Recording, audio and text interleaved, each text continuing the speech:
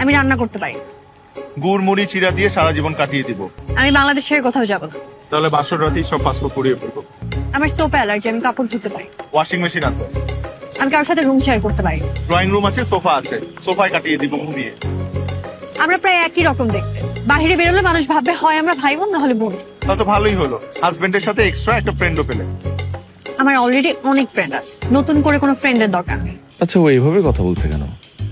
কথা বলার ধরন দেখে মনে হচ্ছে ও আমাকে বিয়ে করতে যাচ্ছে না।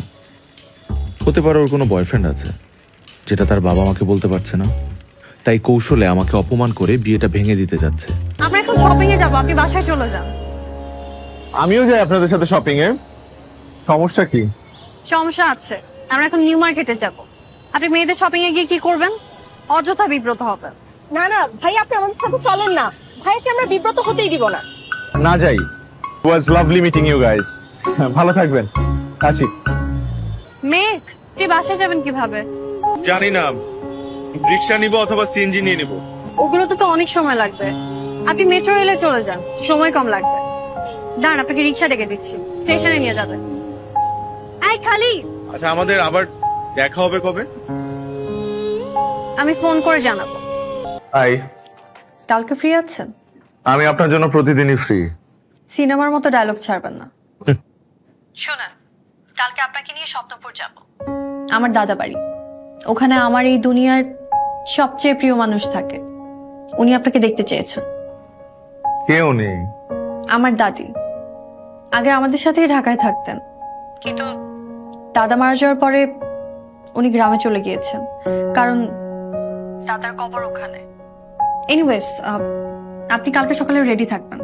বাই। G madam. ওনারা হচ্ছে আমার চাচা চাচি, কিন্তু আমি ছোট মা আর ছোট বাবা বলে ডাকি। আসসালামু আলাইকুম। আসসালামু আলাইকুম। এই বাবা কি করে? 1000 বছর বেঁচে থাকো বাবা।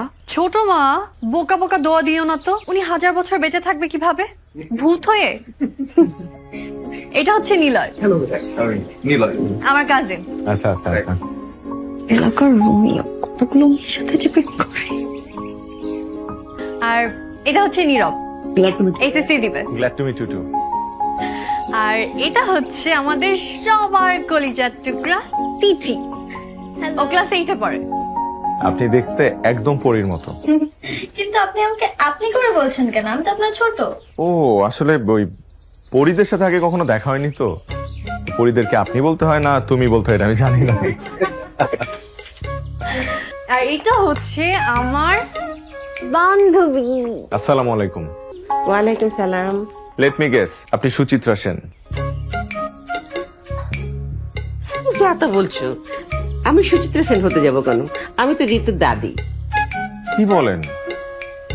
একদম অবিকল চেহারা। আপনি আপনি শিওর আপনি সুচিত্রা সেন না? অবশ্য জোয়ানকালে ঋতুর দাদাও এই কথাই বলতো। এখন তো বুড়ো হয়ে গেছে। কে বলেছে আপনি বুড়ো হয়ে গেছেন? একদমই না। ঋতুর বয়স যদি হয় 25, আপনার বয়স সর্বোচ্চ 30। হয়েছে, আর ফাজলামো করতে হবে না। এবার চলো একসাথে নাস্তা করি। আমার ভীষণ খিদে পেয়েছে, আমি সারাক্ষণ তোমাদের জন্য ওয়েট করছিলাম। এসো। দাদি, দাদি, হ্যাঁ, আমি একটু উত্তম কুমারের সাথে দেখা করতে চাই। কার সাথে দেখা করতে চাও? উত্তম কুমারটা আবার কি? আপনার উত্তম কুমার, মানে দাদা। আমি সবার আগে দাদার সাথে দেখা করতে চাই, তাকে সালাম করে বাকি সবকিছু করবো। আপনার সমস্যা কি? আপনি বিদায় না নিয়ে চোরের মতো নামলেন কেন? আপনি বাচ্চাদের মতো ঘুমাচ্ছিলেন, দেখে ভীষণ মায়া লাগলো, তাই ডাকতে ইচ্ছা হয়নি। আচ্ছা, আপনি কি সবসময় মানুষকে তেল দিয়ে কথা বলেন? আমি আবার কখন কাকে তেল দিলাম? সব সময় বলেন, মাত্রও বললেন। আবার আজকে সকালে যেমন দাদিমাকে বললেন সুচিত্রা সেন। আমার ওনাকে দেখে সুচিত্রা সেনের মতো লেগেছে, তাই বলেছি। দাদিমা আপনাকে অনেক পছন্দ করেছে। আর আপনি? আপনি তো এখনো বিয়ের মতামত জানাননি। আমি আসলে এখনো শিওর না। আমার 2টা শর্ত আছে। আপনি যদি আমার 2টা শর্ত মেনে নেন, তাহলে আমি ভেবে দেখতে পারি। আমি আপনার সব শর্ত মেনে নেব, বলেন। এখন না, লিখে জানাব। হ্যাঁ, তাহলে টেক্সট করেন। না, এখন না, একটু আগে আমার শর্ত দুটো একটা কাগজে লিখে খামের ভিতরে রেখেছি। কাল যখন আপনার সাথে দেখা হবে তখন খামটা দিব, তখন পরে দেখবেন। কাল আমাদের দেখা হচ্ছে? কাল দেখা হচ্ছে। ঠিক আছে, কখন? একটা সময়। ওকে। কালকে আপনার মা আর মামাতো ভাইরা সাথে আসবে? আমি একাই আসবো, একসাথে লাঞ্চ করব। ঠিক আছে, ডান। একটা অনুরোধ করি, কাল একটা নীল শাড়ি পরে আসা যায়? আমি তো শাড়ি পরতে পারি না। সমস্যা নেই, আপনি আসলেই হবে। ওকে, বাই। বাবা, মা, শোনো, একটু আগে আমি একটা ডিসিশন নিয়েছি। কি ডিসিশন বল? আমি ঠিক করেছি আমি আমার ঋতু নাম পাল্টে ফেলবো। আমার নাম রাখবো বৃষ্টি। হঠাৎ এই সিদ্ধান্ত নেওয়ার কারণটা কি?